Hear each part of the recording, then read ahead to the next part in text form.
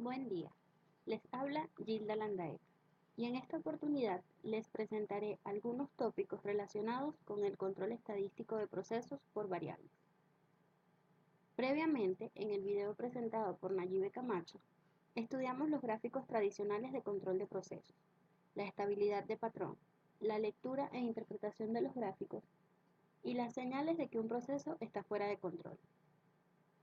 De igual manera, estudiamos las gráficas de control para la media y el rango. Partiendo de allí, continuaremos con el estudio de las gráficas de promedios y desviaciones estándar y las gráficas de valores individuales y rangos móviles, seguido del estudio de capacidad y rendimiento de los procesos bajo el supuesto de normalidad de los datos, finalizando con la relación entre los índices de capacidad y rendimiento de los procesos. Iniciamos con las gráficas X barra S, de promedios y desviaciones estándar.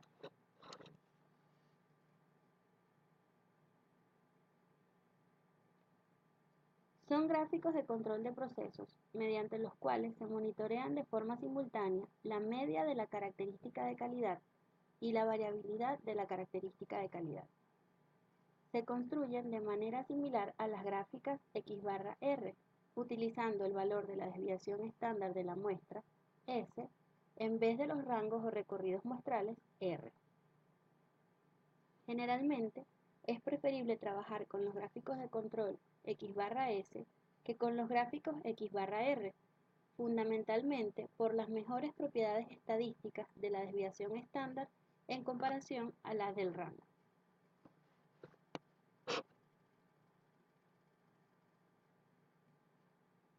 Para la elaboración de este gráfico, es necesario determinar los límites de control y la línea central para ambos parámetros, X barra y S, los cuales se obtienen al aplicar las ecuaciones aquí descritas, donde A3, B3 y B4 son constantes tabuladas para distintos valores de n. X doble barra es la media de los promedios de los subgrupos y S barra es la media de las desviaciones estándar de los subgrupos. Aquí les presento la tabla de coeficientes para el cálculo de los límites de control. En ella pueden observar que para cada valor de n entre 2 y 25 está definido el valor de los coeficientes.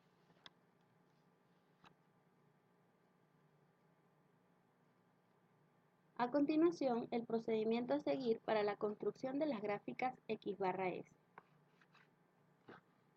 En el eje horizontal del gráfico se representa el número de muestras y en el eje vertical la magnitud de la característica. Se determinan los límites de control y la línea central del gráfico a partir de las ecuaciones definidas anteriormente para las medias muestrales y para las desviaciones estándar. Se trazan líneas horizontales para cada valor obtenido en el paso anterior. Para la construcción de la gráfica X barra, se trazan los puntos correspondientes al promedio de los valores de cada subgrupo, y para el gráfico S, los valores de la desviación estándar para cada subgrupo. Finalmente, se unen los puntos graficados con líneas rectas a fin de facilitar su visualización.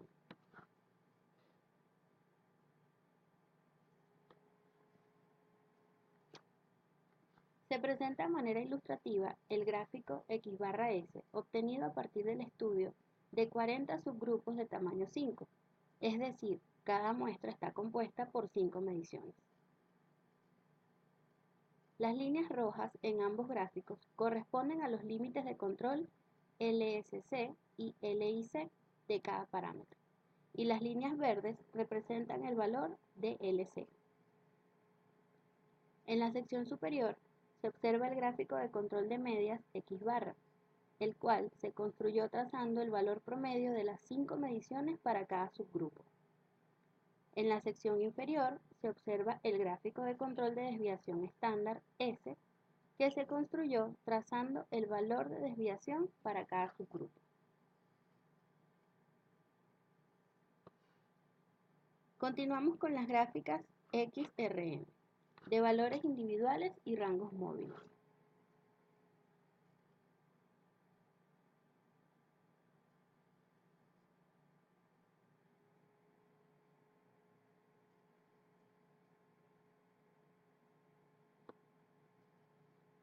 Se utiliza este tipo de gráfico de control cuando conviene analizar subgrupos de tamaño 1, es decir, cada muestra se compone por una sola medición. Es aplicable a los procesos donde las lecturas presentan un comportamiento homogéneo o aquellos con largos intervalos de tiempo en la fabricación de productos, por lo que dos mediciones consecutivas no formarían parte de una misma muestra. Al ser unitaria, no es posible calcular la variabilidad dentro de la misma muestra, por lo que se hace una agrupación artificial de cada elemento con el siguiente, calculando los rangos móviles como la diferencia entre dos muestras consecutivas.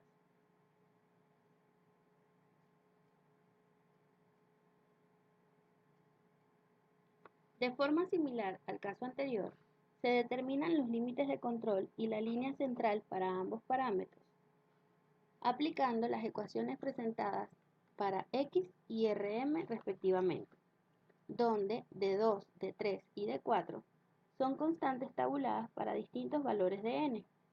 X barra es la media de los valores individuales, Rm barra es la media de los rangos móviles y Rm sub n es el rango móvil del subgrupo n que se calcula como el valor absoluto de x de n menos x de n menos 1. Nuevamente, observamos la tabla de coeficientes para el cálculo de los límites de control, en la cual, para cada valor de n, podemos tomar el valor de las constantes que nos piden las ecuaciones. Con estos valores, procedemos a construir el gráfico XRM. En el eje horizontal del gráfico se representa el número de muestras y en el eje vertical la magnitud de la característica. Se determinan los límites de control y la línea central del gráfico a partir de las ecuaciones definidas anteriormente para los valores individuales X y los rangos móviles Rn. Se trazan líneas horizontales para cada valor obtenido en el paso anterior. Para la construcción de la gráfica X, se trazan los puntos correspondientes a los valores individuales de cada subgrupo, Xn, y para el gráfico Rm, los valores de los rangos móviles de cada subgrupo, Rm sub n. Finalmente, se unen los puntos graficados con líneas rectas a fin de facilitar la visualización de los datos.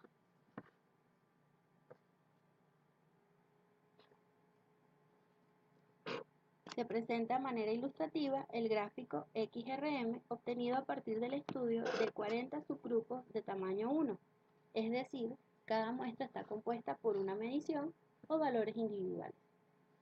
Las líneas rojas en ambos gráficos corresponden a los límites de control LSC y LIC de cada parámetro, y las líneas verdes representan el valor de LC. En la sección superior se observa el gráfico de control de X, el cual se construyó trazando los valores individuales para cada subgrupo X sub n. En la sección inferior se observa el gráfico de control de Rm, que se construyó trazando el valor de los rangos móviles de cada subgrupo Rm sub n. Ahora bien, luego de establecer los gráficos de control y verificar a través del monitoreo continuo de los mismos que el proceso se encuentra bajo control estadístico, podemos hablar del estudio de la capacidad del proceso. El estudio de la capacidad del proceso se basa en dos premisas. Por una parte, los datos resultantes de la medición del proceso deben mostrar una distribución normal. De lo contrario, no tendría sentido buscar un valor intermedio y una desviación estándar. Y además, el proceso debe estar bajo control estadístico. Solo así serán significativos los valores obtenidos sobre la capacidad del proceso. Antes de continuar, debemos definir el concepto de capacidad o variabilidad natural del proceso. La capacidad del proceso es la habilidad que tiene el mismo de cumplir con las especificaciones técnicas deseadas, o lo que es lo mismo, cumplir con su objetivo funcional. De este modo, estimar la capacidad de un proceso se resume en estimar sigma, bien sea mediante histogramas, gráficos de probabilidad o gráficos de control. Luego, el resultado de su estudio puede expresarse con un solo número, el índice de capacidad del proceso, CP, el cual relaciona la variabilidad natural del proceso con la amplitud de las tolerancias a satisfacer.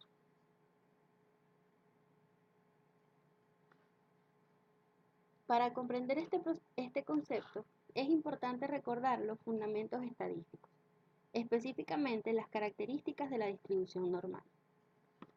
La distribución normal es una función de densidad de probabilidad que depende de dos parámetros, μ y sigma, que son la media y la desviación típica respectivamente.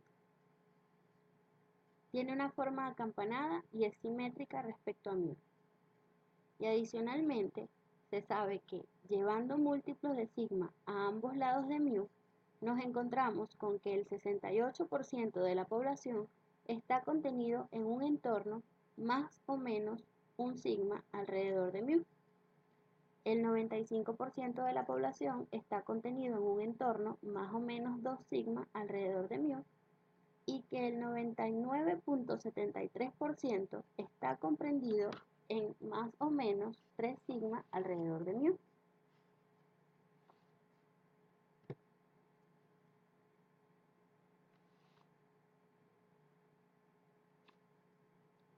Partiendo de lo anterior, si un proceso normal está en control estadístico, la característica de calidad del 99.73% de los elementos fabricados estará comprendida entre μ menos 3 sigma y μ más 3 sigma.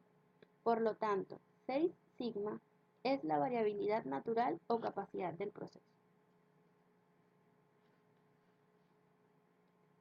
Dicho esto, podemos determinar el índice de capacidad del proceso CP, el cual es la relación entre la variabilidad natural del proceso y la amplitud de las tolerancias a satisfacer, y se calcula empleando la ecuación CP igual al intervalo de tolerancias entre la variabilidad natural del proceso, lo que es igual a TS menos TI entre 6 sigma, donde TS es la tolerancia superior y TI es la tolerancia inferior.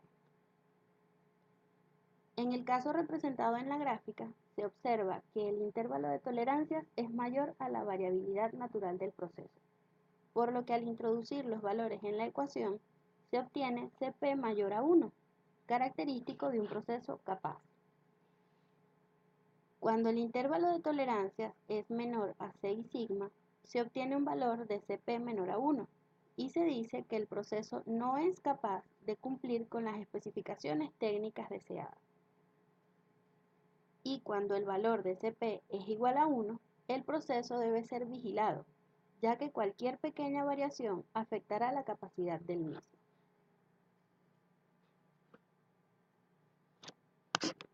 Otro índice de capacidad es el CPK, el cual se determina para considerar la posición de la media del proceso en relación a los límites de las especificaciones técnicas. Para calcularlo, se determina el menor valor entre TS menos μ sobre 3 sigma y μ menos TI sobre 3 sigma.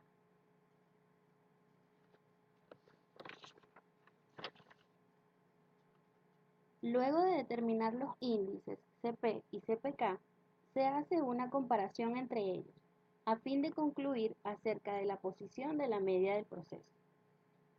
Si CP es igual a CPK, el proceso está centrado en el punto medio de las especificaciones, mientras que si CP es mayor a CPK, se verifica que el proceso está descentrado. Este es el caso que se observa en la gráfica, según la cual el proceso está desplazado hacia la derecha respecto al intervalo de tolerancia. Otra herramienta que nos permite conocer el estatus de un proceso es el estudio de rendimiento del mismo. Este se logra a través del cálculo del índice de rendimiento del proceso, PP, el cual es la relación entre la variabilidad global del proceso y la amplitud de tolerancias a satisfacer. a diferencia del índice de capacidad que considera la variabilidad natural del proceso. Más adelante explicaré la diferencia entre la variabilidad natural y global de un proceso, lo que ayudará a comprender el significado de capacidad y rendimiento y la relación entre ellos. Por definición, el índice de rendimiento PP se calcula como el intervalo de tolerancias dividido entre la variabilidad global del proceso, lo que es igual a TS menos TI entre 6 sigma.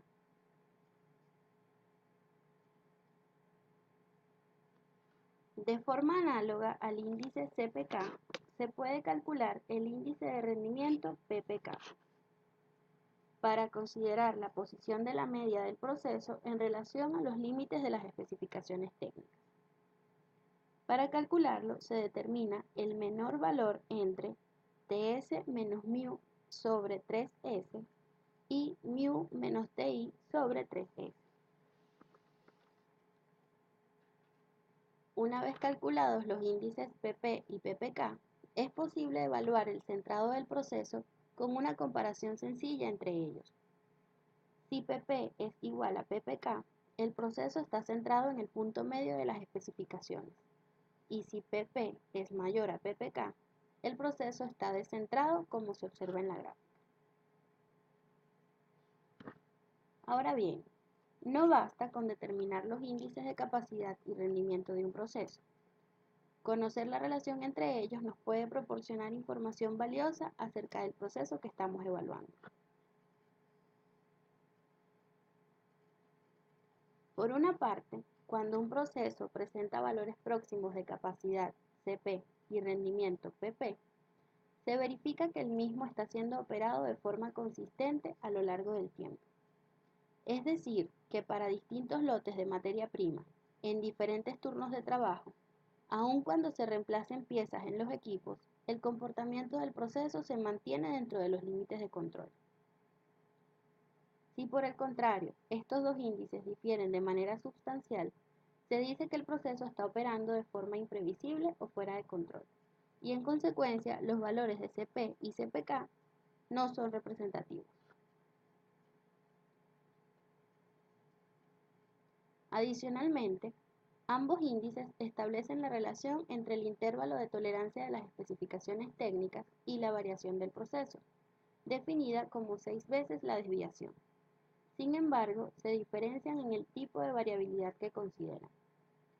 El índice de capacidad CP toma en cuenta la variabilidad natural o inherente del proceso, mientras que el índice de rendimiento PP utiliza la variabilidad global o total del mismo.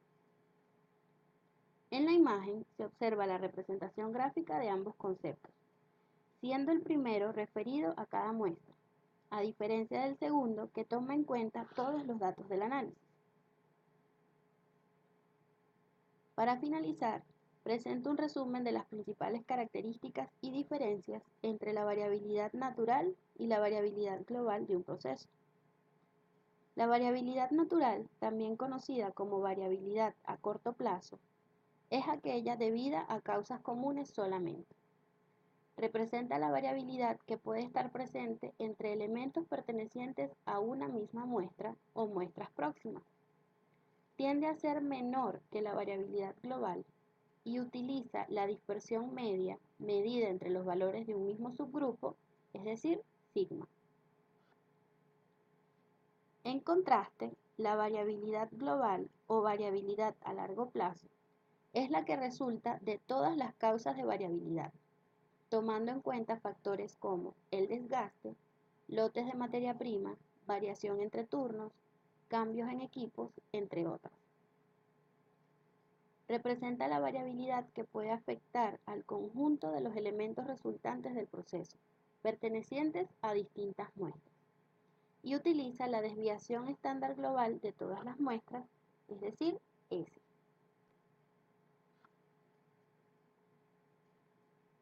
Sin más que agregar, me despido esperando que el contenido de este video sea de su provecho. No sin antes desearles un feliz día.